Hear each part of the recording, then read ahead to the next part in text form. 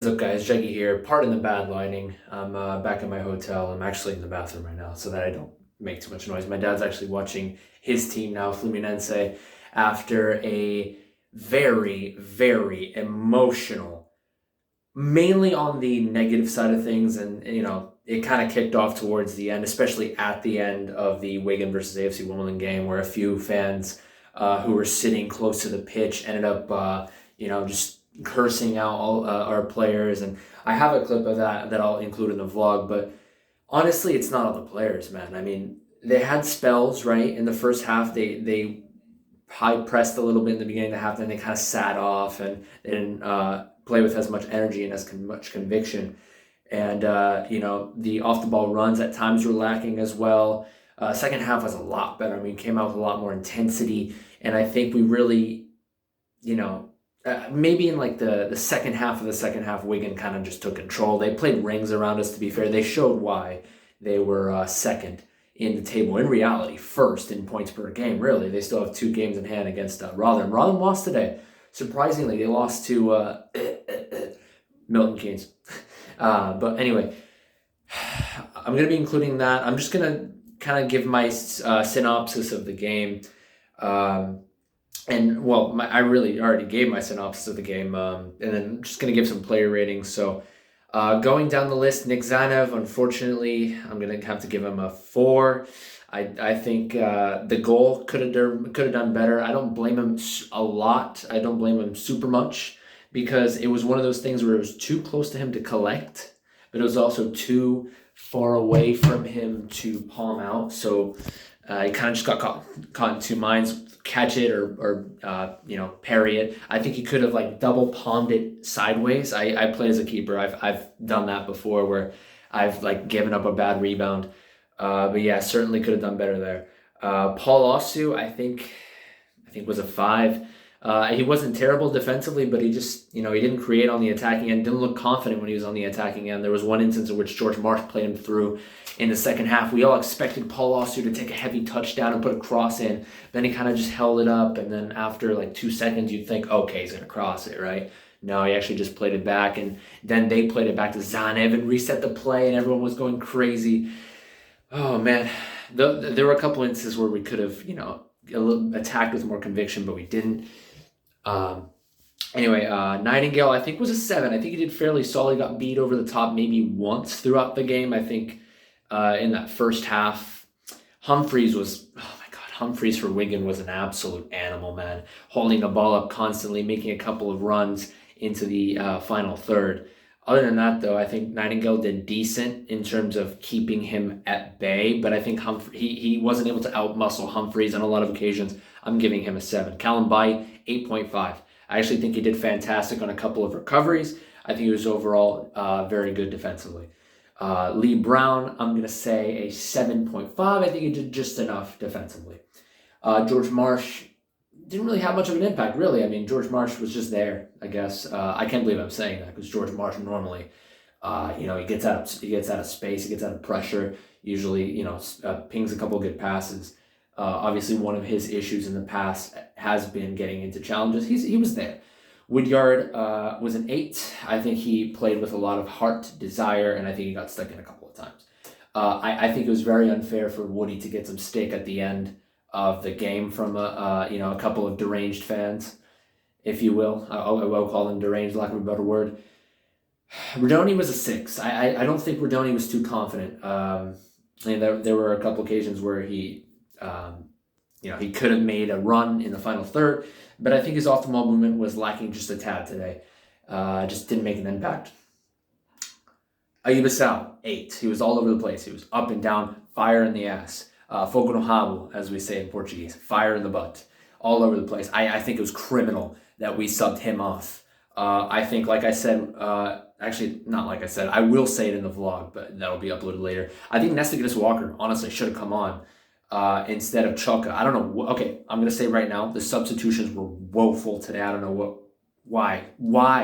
When we're down 1-0, 68th minute, why are we taking out Rudoni, even though Rudoni wasn't too much of a factor? I shouldn't say why are we taking out Rudoni. Why are we putting Czoka on? To be fair, he actually did decent as a makeshift outside mid / wing back, but that's not his natural role. I don't know why we did that, to be honest.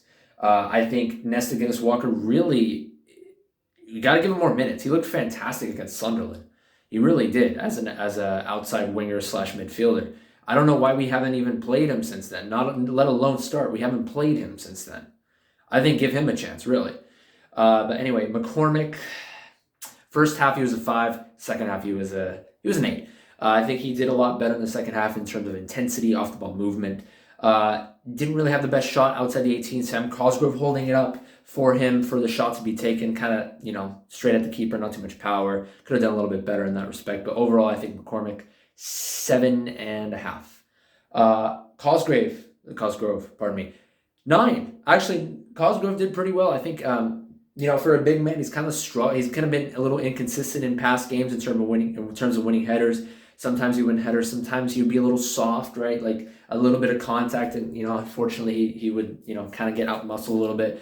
Sometimes he gets bullied though. Sometimes he does get bullied in the air, like grabbed, pulled backwards. He did get bullied quite a bit today, and the referee really wasn't in favor for a few of those challenges, but he did a lot better in terms of the aerial battles. In the first half, he kind of got confused on 1 or 2 instances, hooking out wide when somebody was already there, like McCormick when he was making a run, or just not knowing when to go into the box for a target man run or anything like that. But I think after the first 20 minutes, he started ironing those kinks out. He made a really good.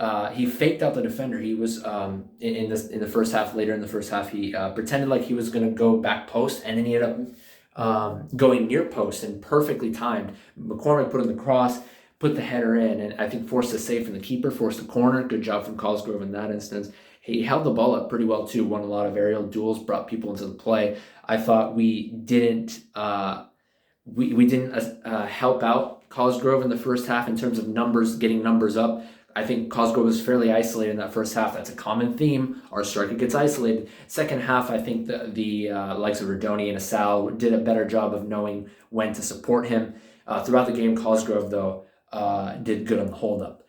And that's all I have to say. I mean, that was pretty succinct, pretty concise, rather. Those are my player ratings, and unfortunately, Robbo gets a big fat 2, and I'm being very generous in that one. I think he gets a big fat 2, at least for the substitutions. I actually didn't see the interview. I'm going to check that out right now. Unfortunately, it looks to me like AFC Wimbledon is lagging a little bit in the uploads. We're about 2 hours removed from the game. Unfortunately, they still haven't uploaded a reaction video from Mark Robinson as they usually do. But I'll keep you guys updated on that. I don't know if I will upload another video just based on Mark Robinson's reaction alone. But this was pretty much my succinct analysis of the game and player ratings. I completely forgot about the substitutes, by the way. So Czoka, when he came on, I think he was fantastic as a makeshift outside mid. I'll give him an 8. Terry Ablade didn't really have too much of an impact. Did draw the foul in a couple of instances. I'm just going to say 6, didn't really make an impact. We tried to play a couple of times over the top to him, but unfortunately couldn't get there.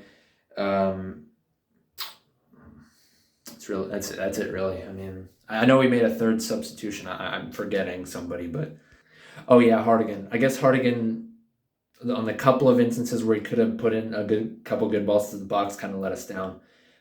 Put maybe 2 decent balls into the box and 2 kind of woeful ones from set pieces.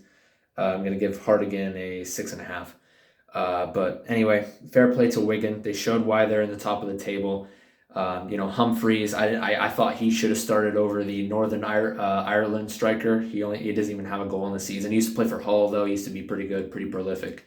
Humphreys, I think, was their man of the match. Even though he wasn't the one who got the goal, I think, honestly, he was such a nuisance. He really was. And the right back for Wigan he was a nuisance too. He was always open, always on that back post. Same as the corners. I'm not sure if he actually went in for the corners. I think he was also like top of the box, back post area. The right back was annoying. He really, really was. Calvin Lang didn't really have too much of an impact. Keane, we couldn't get the ball off him. He was pretty good. But Humphreys will be my man of the match for Wigan. Man of the match for AFC Wimbledon, like I said, Sam Cosgrove. Thank you guys for watching. Vlog coming up in a few hours.